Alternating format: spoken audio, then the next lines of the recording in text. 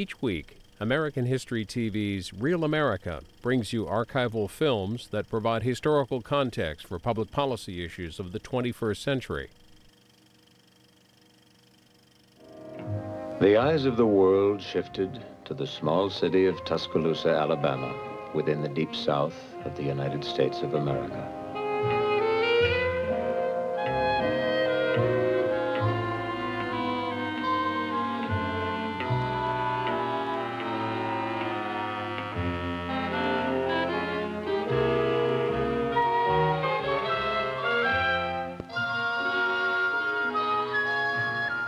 It was a familiar story. It started before the war between the states 100 years ago, which was fought and won for Negro equality. Negroes were taken out of slavery and their freedom was guaranteed, but barriers were put in front of them, especially within the states that had lost that civil war, the states of the Southeast. The Constitution of the United States came under debate as to whether it prohibited or acknowledged such barriers. In 1954, it was made clear by the Supreme Court that the Constitution guarantees equality for all. And so the great tests were made.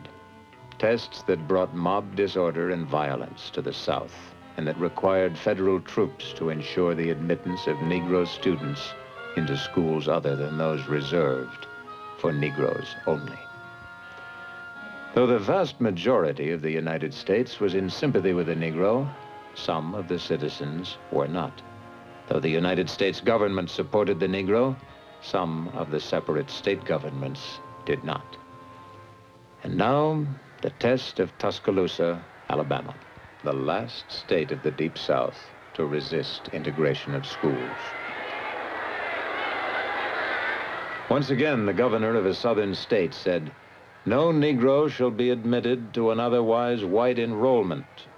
And with the entire world as witness, judge, and jury, Tuscaloosa and history met on June the 11th, when two American Negroes expressed their desire to enroll at the University of Alabama.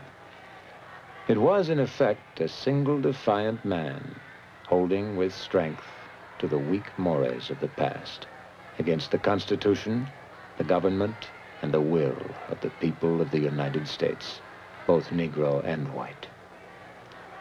With the protection of federal marshals, Vivian Malone and James Hood entered the University of Alabama in Tuscaloosa.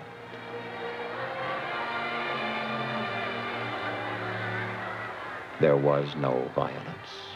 The governor conceded.